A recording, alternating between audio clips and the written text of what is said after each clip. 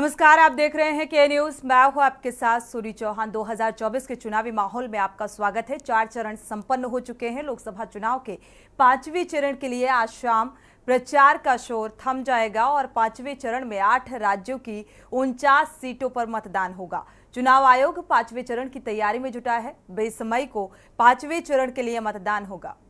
तो उत्तर प्रदेश, बिहार, महाराष्ट्र समेत कुल 8 राज्यों की 49 लोकसभा सीटों के लिए मतदान किया जाएगा और वहीं 5वें चरण में कई दिग्गजों की किस्मत ईवीएम में बंद होगी। राजनाथ सिंह, राहुल गांधी, स्मृति ईरानी समेत कई दिग्गजों के नाम शामिल हैं। लोकसभा चुनाव 2024 कुल 7 चरणों में होना है और जिसमें से 4 चरणों का मतदान संपन्न हो चुका है। 5वें चरण का मतदान 20 मई को है और 5वें चरण का चुनाव जिन सीटों पर होगा उन पर 18 मई यानी कि आज शाम को प्रचार रोक दिया जाएगा। और इस चरण में हो रहे चुनाव में देश के रक्षा मंत्री राजनाथ सिंह, कांग्रेस पार्टी के पूर्व अध्यक्ष राहुल गांधी और केंद्रीय मंत्री स्मृति ईरानी जैसे दिग्गज जो हैं वो चुनावी मैदान में हैं। और 5वें चरण में होने वाले चुनाव में यूपी में 14 सीटों पर कुल 144 प्रत्याशी जो हैं वो चुनावी मैदान में हैं। अयोध्या में राम मंदिर बन जाने के बाद फैजाबाद लोकसभा सीट पर भी पहली बार चुनाव हो रहा है और राज्य में 4 चरण के दौरान 39 सीटों पर वोटिंग हो चुकी है। और वहीं देश में 4 चरण में हो चुके लोकसभा चुनाव में बीजेपी और इंडिया गठबंधन अपनी अपनी जीत के दावे कर रहा है। कौन किस पर कितना भारी है, 5वें चरण के लिए किसकी तैयारी है, क्या 5वां चरण दिल्ली का द्वार खोलने वाला होगा, दंगल में बात इसी पर करेंगे क्योंकि 2024 का जो चुनावी माहौल है, जीत का दावा सभी राजनीतिक पार्टियां जो हैं करती हुई नजर आ रही हैं, लेकिन जो जन समर्थन है वो किस ओर जाएगा और सत्ता की कुर्सी में कौन विराजमान होगा, ये वाकई बेहद दिलचस्प जो रण है, ये चुनावी लड़ाई नजर आ रही है।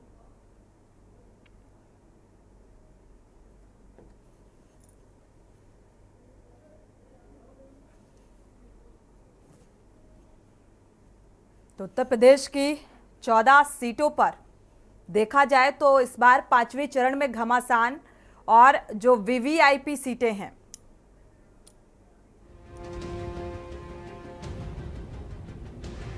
तो 20 मई को 5वें चरण का मतदान होना है और जो चुनावी रण है, क्योंकि वीवीआईपी सीटें हैं जिनमें दिग्गजों की साख दांव पर लगी है। झारखंड की 3, महाराष्ट्र की 13 सीटों पर 5वें चरण में मतदान होना है। ओडिशा की 5, यूपी की 14, वेस्ट बंगाल की 7 सीटें इसमें शामिल है जो 5वें चरण में वोटिंग होगी। जम्मू एंड कश्मीर की 1, लद्दाख की 1 सीट पर चुनाव होगा।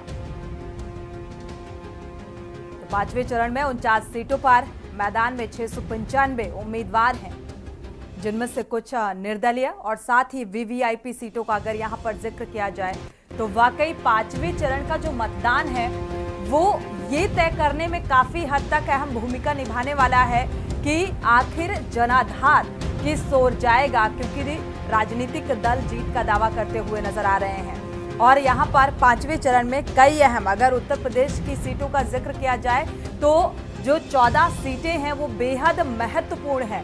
वेस्ट बंगाल की 7 सीटों पर 5वें चरण में मतदान होना है और इनमें से कई वीवीआईपी जो सीटें हैं जिनमें चाहे उत्तर प्रदेश की राजधानी लखनऊ का जिक्र किया जाए, यहाँ पर राजनाथ सिंह चुनावी उम्मीदवार हैं, चाहे अमेठी का जिक्र किया जाए, रायबरेली का किया जाए, क्योंकि वीवीआईपी सीट जो काफी हद तक जो जीत का रास्ता है वो तय करने में एक अहम भूमिका निभाने वाले हैं। तो 5वें चरण में बिहार की भी 5 सीटों पर मतदान होना है।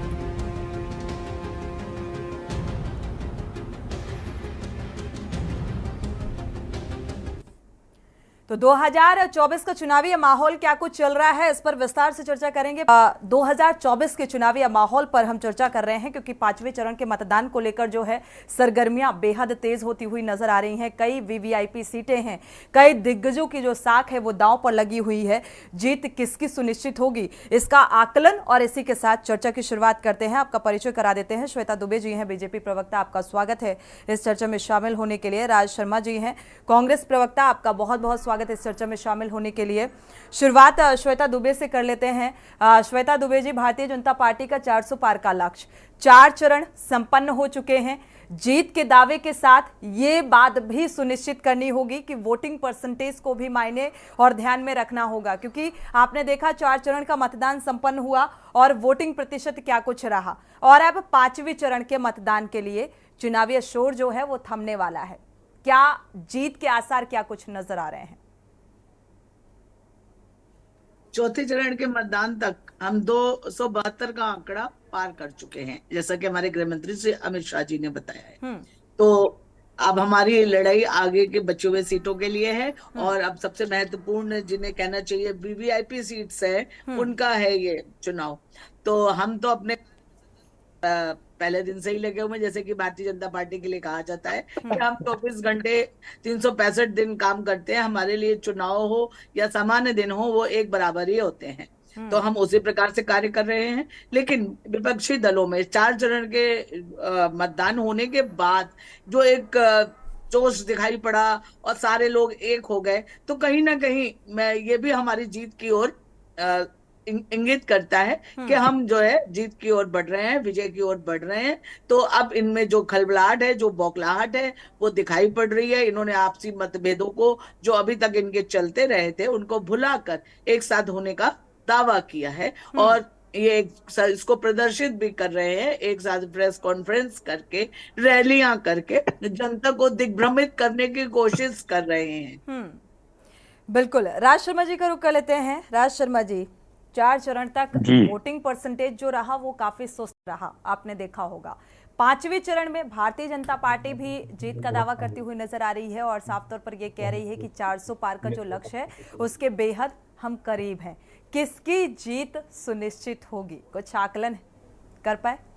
मुझे तो सोनी जी अब हंसने के सिवाय कुछ नहीं सोच रहा। मेरी बहन भारतीय जनता पार्टी की प्रवक्ता अभी मैं सुन रहा था, ये कह रही थी कि अब तक के उसमें हम 272 पार कर चुके हैं। तो मैं थोड़ी सी चाह रहा था, मुझे 272 सीट तो नहीं गिना पाएंगी, मुझे 20 सीट वो गिना दे जो आप जीत रहे हैं अब तक चुनाव। मैं कह रहा 20 का भी हिसाब नहीं होगा। और दूसरी बात, मुझे शक ये भी हो गया कि ये 272 इसलिए नहीं पार रहे क्योंकि इन्होंने कहा जैसे कि हमारे नेता राजनाथ सिंह कह रहे हैं। तो मैं आपको क्लियर कर दूं, Bharatiya Janata party total seat अंतिम चरण तक ये 170, 160, अब 5, 10, 15, क्योंकि मैं ज्योतिषी नहीं हूं, 10-15 ऊपर नीचे होगी, तो ये 150, 160, 170 होगी। और ये भी संभावना मनाई जा रही है इस बार कि शायद इनके नेता ना हार जाए वाराणसी से। ये भी संभावना है, क्योंकि इनकी जो पार्टी के अंदर है आपस में नहीं बन रही है। ठीक है, आपस में नहीं बन रही। मैं बार-बार ऐसी स्थिति तो कांग्रेस के अंदर बहुत अरसे से चली आ रही है। राज शर्मा जी, उस बात को ध्यान में भी रखना चाहिए। नहीं, बताइए किसकी नहीं बन रही? अब मैं प्रूफ दूंगा। अंतर कलह है, इंडिया गठबंधन की अंतर कलह है, किससे छिपी है?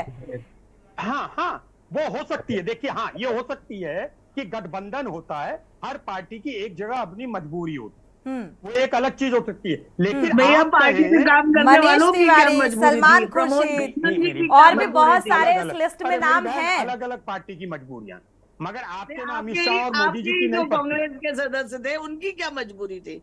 उनको घुटन क्यों हो रही थी? वो क्यों कांग्रेस छोड़ के भाजपा ज्वाइन करी? ये आप भी जानते हैं, आप भी जानते हैं। अगर पुलिस में एक और मेरी बात हमारे पास आ गए और आप बता रहे हैं कि हमारे पीएम ही अपनी सीट पे आ रहे हैं।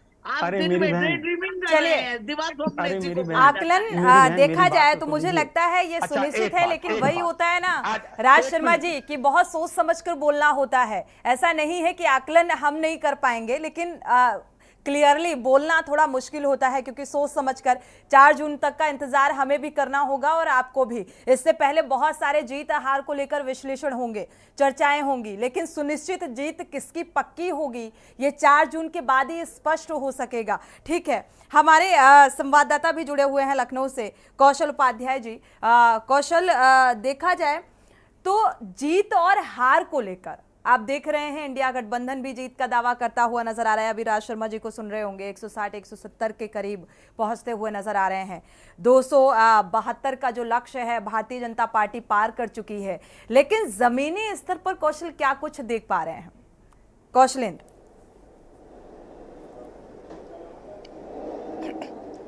जी जी बिल्कुल, देखिए आपको बताएं जो है, जैसे जो ज़मीनी हकीकत है, भारतीय जनता पार्टी के लिए ये नहीं है कि उनके जो नेता, बड़े नेता हैं वही चुनाव लड़ रहे हैं तो वही सीट वीआईपी होगी, वीवीआईपी होगी। ये हर सीट पे एक वीआईपी की तरह जो है चुनाव लड़ते हैं, और वहाँ पे जो इनके कार्यकर्ता हैं, जो इनके नेता हैं, वो उस सीट पे पूरी जो है ताकत लगा देते हैं कि कैसे हम इस सीट को निकाले। जैसे जिस सीट पे प्रत्याशी बदले गए, आप देखिए बाराबंकी का जो हाल हुआ है, वही जो कैसरगंज का जो हाल हुआ है सबके सामने है। लेकिन इन दोनों सीटों पे भी आप ये नहीं कह सकते हैं को वीवीआईपी इनके लिए नहीं है, वो सीट भी इनके लिए वीवीआईपी है।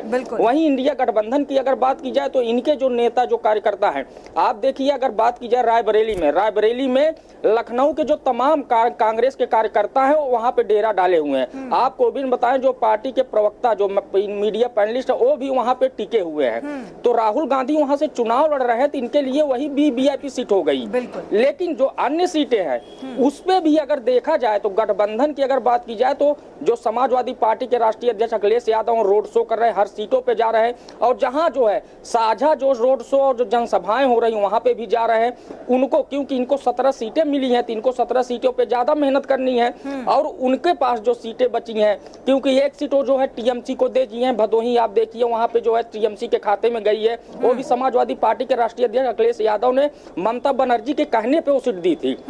तो वहां भी देखिए अखिलेश यादव वहां भी प्रचार करने जा रहे हैं। तो जो प्रचार प्रसार का जो तरीका है, अगर वो भारतीय जनता पार्टी का आप देखेंगी तो जो बूथ स्तर से है, उनके जो पन्ना प्रमुख है ग्रामीण क्षेत्रों में, सोचिए कि वो 30 वोटों पे एक पन्ना प्रमुख बैठा है। अगर एक पन्ना प्रमुख के जो है घर में 8 वोट है तो सोचिए 8 वोटों पे बीजेपी का पूरा दबदबा है, एकदम पकड़ है।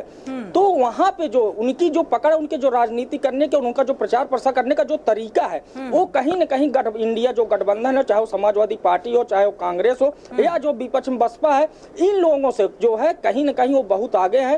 वो हर डोर टू डोर कैंपेन अपने जो है प्रचारकों के बीच में उनका सुबह दिशा निर्देश हो जाता है, वो बूथ स्तर तक जाता है। सोचिए कि सुबह दिशा निर्देश होता है कि बूथ स्तर पे फला जगह जाएंगे, जो बूथ अध्यक्ष हैं जो है उन तक जो है वो बात पहुंच जाती है।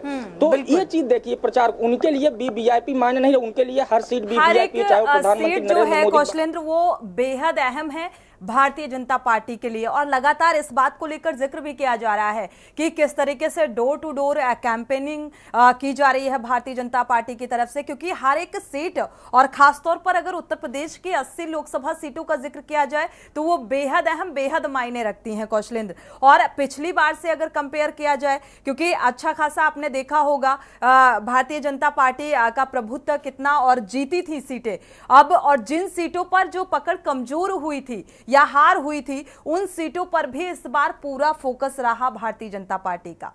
अब जीत के द्वार कैसे खुलेंगे, क्योंकि 5वें चरण में ये काफी हद तक स्पष्ट हो जाएगा कौशलेंद्र।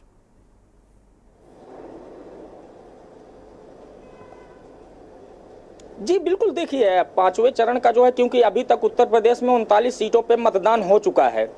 अब जो होने जा रहा है, जो 14 सीटों पे जो मतदान होने जा रहा है, ये भी अहम है, क्योंकि जब 14 सीटों पे हो जाएगा तो समझ लीजिए कि 70% सीटों पे जो है मतदान हो चुका है उत्तर प्रदेश में। तो जो जीत और हार का जो आंकड़ा है वो 5वें चरण में ही से लोग कहीं न कहीं जान जाएंगे। जो मतदाता है वो भी जानते हैं कि किसको वोट देना है और कहाँ किसको जो है नहीं देना है, ये भी वो जानते हैं। और जो कार्यक्रम है, जो प्रचार प्रसार करने की जो उनकी अपनी जो है रणनीति है, उसके तहत अगर देखा जाए तो इंडिया अलायंस जो है ये भी मेहनत कर रहे हैं, हर जगह जा रहे हैं। और आजकल तो चुनावी मंचों से प्रचार के दौरान जिस तरीके से बयान निकलकर सामने आ रहे हैं, आरोप और प्रत्यारोप, सबसे ज्यादा देखा जाए टकाटक राजनीति का, इस शब्द का बहुत ज्यादा इस्तेमाल किया जा रहा है, जिस तरीके से चुनावी जनसभाओं से ये बातें निकलकर सामने आ रही हैं। खैर, हमारे साथ रायबरेली से संवाददाता केशवानंद शुक्ला भी जुड़ चुके हैं और गौरव अवस्थी वरिष्ठ पत्रकार भी जुड़ चुके हैं। केशवानंद का रुख कर लेते हैं, क्योंकि 5वें चरण में मतदान होना है रायबरेली में।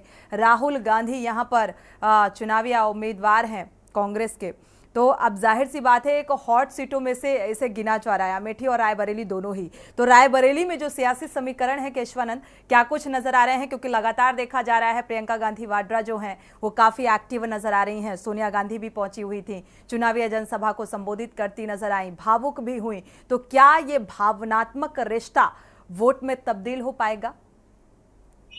बिल्कुल, देखिए रायबरेली से इस बार राहुल गांधी चुनावी मैदान में कांग्रेस पार्टी से उतरे हुए हैं और वही दूसरी तरफ भारतीय जनता पार्टी से उत्तर प्रदेश सरकार में मंत्री दिनेश प्रताप सिंह उतरे हुए हैं। देखा जा रहा है कि कांग्रेस पार्टी की तरफ से लगातार चुनावी प्रचार प्रसार चल रहा है। प्रियंका गांधी 6 मई से लगातार रायबरेली में है और जो है अपने भाई राहुल गांधी के लिए प्रचार प्रसार कर रही है, नुक्कड़ सभाएं कर रही है, लोगों से मुलाकात कर रही है। अगर तुरंत बात की जाए तो अभी आज उनका कांग्रेस पार्टी का यहाँ पे रोड शो था, लेकिन रोड शो न होकर के प्रियंका गांधी स्वयं इस समय शहर में निकली हुई हैं। वो लोगों से मुलाकात कर रहे हो, चाहे मंदिर हो, गुरुद्वारा हो, हर जगह पहुंचने का प्रयास कर रही हैं। सभी लोगों से प्रियंका गांधी मिल करके भाई राहुल गांधी को जिताने के लेकर के वोट की अपील कर रही हैं। कल की अगर बात करें तो कल सोनिया गांधी खुद रायबरेली पहुंची थी, अखिलेश यादव भी रायबरेली में थे, एक बड़ी जनसभा किए थे। संयुक्त जनसभा के दौरान सोनिया गांधी ने अपने बेटे राहुल गांधी को जिताने को लेकर के वोटों की मांग की थी और उन्होंने कहा था कि मैं अपना बेटा रायबरेली वासियों को सौंप रही हूँ, क्योंकि अभी तक जो है जो प्यार रायबरेली वालों ने सोनिया गांधी को दिया, वो अब उम्मीद है कि वो बेटे राहुल गांधी को देंगे। क्योंकि इसके पहले सोनिया गांधी ने एक भावुक पत्र भी रायबरेली वासियों के लिए लिखा था। तो कहीं ना कहीं रायबरेली और गांधी परिवार का जो रिश्ता है वो काफी पारिवारिक रिश्ता माना जाता है और हमेशा से यहाँ पे गांधी परिवार की ही विजय होते हुई आई है। और इस बार का जो चुनाव है वो काफी अहम माना जा रहा है। 2019 की अगर बात है, 2019 में उत्तर प्रदेश की मात्र एक रायबरेली सीट ऐसी थी जहां गांधी परिवार ने अपना परचम लहरा पाया था। और इस बार राहुल गांधी चुनावी मैदान में तो ये देखा जा रहा है कि जिस प्रकार बीजेपी में दो फाड़ थी, उसके बाद रायबरेली में ये कांग्रेस को इसका जो देखा जाए तो काफी अच्छा जो है रिजल्ट देखने को मिला। तो कहीं ना कहीं राहुल गांधी का इस बार चुनावी मैदान काफी अहम होगा रायबरेली। बिल्कुल, बेहद अहम रायबरेली और अमेठी का चुनाव। गौरव अवस्थी जी का रुख कर लेते हैं, वरिष्ठ पत्रकार हमारे साथ जुड़े हुए हैं। गौरव अवस्थी जी, क्योंकि आप देख रहे होंगे 2024 का जो चुनावी माहौल इस बार नजर आया, ये बात तो माननी पड़ेगी कि पिछली बार से इस बार माहौल अलग है और जिस तरीके से चुनावी प्रचार प्रसार किया जा रहा है या मंचों से जो संबोधन निकलकर सामने आ रहे हैं, वो चाहे प्रधानमंत्री नरेंद्र मोदी के हों, चाहे वो राहुल गांधी के हों, चाहे वो और भी दिग्गजों के, चाहे वो सीएम योगी आदित्यनाथ के हों। लेकिन इसके बावजूद जो आप यहाँ पर सियासी समीकरण हर एक, अगर पांचवें चरण के दंगल का जिक्र किया जाए, क्योंकि 14 ये सीटें उत्तर प्रदेश की लोकसभा सीटें बेहद अहम है और बहुत दिग्गजों की यहाँ पर जो साख है वो दांव पर लगी हुई है, तो कैसे इसे देख पा रहे हैं, क्या नजर आ रहा है? देखिए, रायबरेली का रोचक है, इसमें कोई दो राय नहीं है। और जिस तरह से एग्रेसिव कैंपेनिंग दोनों तरफ से हुई है, अमित शाह 3 दिन के अंदर दूसरी बार आते हैं और लगातार कांग्रेस के छोटे बड़े नेता कैंपेनिंग कर रहे हैं, अलग अलग डायरेक्शन में कर रहे हैं, अलग अलग वर्गों में मिल रहे हैं। प्रियंका जी आज आखिरी दिन जिस तरह से झलकारी बाई की मूर्ति पे माल्यार्पण करने जाने वाली है, जैसा केशवर ने बताया, तो एग्रेसिव कैंपेनिंग का दौर अब खत्म हो रहा है और अब जो 2 दिन बचे हैं वो मैनेजमेंट की लड़ाई और मैनेजमेंट का तीर इसमें काम आएगा। और इस वक्त दोनों दल हमें लगता है 4-5 बजे के बाद इस रणनीति पे आ जाएंगे कि हम कैसे बूथ मैनेजमेंट करें, क्योंकि असली जो रिजल्ट आना है वो बूथों से आना है। अभी तक तो जो प्रभाव छोड़ना था, जिसको जो हमें आलोचना करनी थी, अपना जो नीतियां गिनानी थी, वो काम ये दौर समझ रहा है। और हमें लगता है कि बार का मुकाबला रोचक होगा, दोनों तरफ चुनौतियां हैं। राहुल गांधी के सामने अपनी मां के प्राप्त मतों को आगे बढ़ाने की चुनौती है और भारतीय जनता पार्टी के दिनेश प्रताप सिंह जी के सामने पिछली बार के प्रदर्शन को दोहराने की चुनौती है। और इस चुनौती के बीच से क्या रिजल्ट आएगा यह 4 जून को पता लगेगा, लेकिन मुकाबला रोचक बन रहा है। मुकाबला रोचक है और बेहद अहम है, लेकिन इस बीच जो परसेंटेज, वोटिंग परसेंटेज सामने आया है, बीजेपी प्रवक्ता का रुख कर लेते हैं श्वेता दुबे जी का। श्वेता दुबे जी, क्योंकि इस बार 4 चरण के मतदान संपन्न होने के बाद जो देखने को मिला और जिसको लेकर लगातार अवेयरनेस भी की गई, अभियान चलाए गए, रैली के जरिए मतदाताओं को जागरूक करने का प्रयास किया गया, इसके बावजूद भी इन रैलियों का उतना इफेक्ट नजर नहीं आया जिस तरीके से वोटिंग परसेंटेज निकलकर सामने आया। अगर पिछली बार से कंपेयर करें तो मतदाता की चुप्पी से ये जीत का रास्ता जो है कितना आसान देख पा रही है भारतीय जनता पार्टी? मतदाता की चुप्पी तो नहीं है, क्योंकि देखिए जोश और लहर हमारी इस बार साइलेंट है, क्योंकि हमको जनता को सरकार नहीं बदलनी। सरकार, जनता बहुत खुश है हमारे कामकाज से और उनको कोई शिकायत नहीं है। विपक्ष कितना भी कुछ कहे उससे कोई फर्क नहीं पड़ता है, क्योंकि रिजल्ट कार्ड पर साइन तो जनता के ही होने हैं, रिपोर्ट कार्ड पर। तो इसलिए कहीं भी कुछ ऐसा नजर नहीं आ रहा। और रही बात शहरी इलाकों में इतने भीषण गर्मी के मौसम में मतदान पर प्रभाव पड़ना तो स्वाभाविक ही है, लेकिन इससे कहीं भी हमारे जीत को या हमारी सीट को कोई नुकसान नहीं है। वोटिंग परसेंटेज जरूर कम है। मैं एक उदाहरण देना चाहूंगी। श्रीमती इंदिरा गांधी जब चुनाव लड़ी थी 1977 की बात है शायद, वोटिंग बहुत कम हुई थी, वोटिंग परसेंटेज बहुत कम हुआ था, लेकिन वो भारी बहुमत से विजयी हुई थी और उनकी सरकार भी बनी थी। तो ये वोटिंग परसेंटेज से सरकार का कॉम्बिनेशन कुछ फर्क पड़ता है, लेकिन बहुत ज्यादा फर्क नहीं पड़ने वाला है। जो हमारी सीटें हैं वो हम निश्चित रूप से जीत रहे हैं। चलिए राज शर्मा जी, मतदाता की इस चुप्पी को आप कैसे देख पा रहे हैं? कैसे जीत सुनिश्चित कर पाएगा विपक्ष? मैं जो मतदाता कम मतदान हो रहा है ये निश्चित रूप से भारतीय जनता पार्टी की हार है। इलेक्शन कमीशन तमाम भारतीय जनता पार्टी के नेता द्वारा चाहने वाले वो वोट डालने नहीं जा रहे हैं। अगर जैसा कि इन्होंने कहा कि अगर सरकार बदलनी होती तो लोग आते, अगर नहीं सरकार अगर नहीं बदलनी होती तो और भी लोग बढ़ चढ़कर हिस्सा ले रहे होते। हिस्सा इसलिए नहीं ले रहे हैं कि सरकार मतदाता, आप उससे पूछ लो क्या करा यार इस सरकार ने, हमने बड़े प्यार से वोट दिया था, मुझे लोग मिलते हैं। तो इसलिए जो लोगों का जो निराशापन जागा इनके ना काम करने से। और मैं आपको पहले जब मैं शुरुआत में आपने पूछा था, आप कह भी रही थी, देखिए मैंने कहा था कि मोदी जी हार सकते हैं। देखिए हारने को कोई भी हार सकता है। अटल बिहारी वाजपेयी हार गए थे, अडवाणी साहब हार गए थे, इंदिरा गांधी हार गई थी। तो मोदी जी कोई ऐसी विराट वृक्ष नहीं है जो नहीं हार सकते। जनता के मन में जब व्यक्ति उतरता है ना तो खजूर से नीचे एक बेल बन जाता है। तो निश्चित रूप से मानिए कि हर मतदाता को इनका डर भी है, क्योंकि जो इनके अंधभक्त हैं वो लड़ने को तैयार रहते हैं। मेरे संग ये होता रहता है, मेरे दाएं बाएं आगे जो बुजुर्ग हैं वो करते कुछ नहीं लेकिन लड़ने को तैयार होते हैं। तो कुछ लोग होते हैं यार ठीक है, कई बहस भी हो रही होती है। मैं गांव-गांव जाता हूं, आपको बता दूं, मैं जमीनी स्तर पे काम करता हूं और मैं एग्जिट पोल की तरह काम करता हूं अनजान बनके। मेरे सामने तो आदमी कहेगा कि मैंने गठबंधन को वोट दिया, मैं वहां जाना पसंद करता हूं, वहां पान की दुकान में पूछ लेता हूं जहां मुझे लोग नहीं पूछते। तो लोगों का मन इनसे खट्टा है। मैं निश्चित रूप से कहता हूं, मैं बायस होके नहीं कह रहा हूं, और भारतीय जनता पार्टी की सरकार खत्म हो गई, बस ये सब जान रहे हैं इस बात को। चलिए कौशलेंद्र का रुख कर लेते हैं फाइनल कमेंट के तौर पर। कौशलेंद्र, देखा जाए मतदाता की चुप्पी को जो राजनीतिक दल हैं वो अपने अपने तरीके से आकलन कर रहे हैं और उसको उस तरीके से जीत हार के लिहाज से देख पा रहे हैं, लेकिन असल मायने में मतदाता की चुप्पी को क्या समझा जाए, किसका रास्ता कितना आसान होगा? क्योंकि आपने देखा चाहे हालांकि 5वें चरण में यूपी की 14 सीटें बेहद मायने रखती हैं, और जो हॉट सीटों का अगर जिक्र किया जाए लखनऊ, अमेठी, रायबरेली समेत, तो यहाँ पर आपने देखा होगा कि कांग्रेस जब उम्मीदवार घोषित करती है उसके बाद से लगातार प्रियंका गांधी वाड्रा या कांग्रेस जिस तरीके से एक्टिव होती है प्रचार प्रसार को लेकर, वाकई काबिले तारीफ है। तो इसका कुछ रिजल्ट निकलकर सामने आने की उम्मीद है?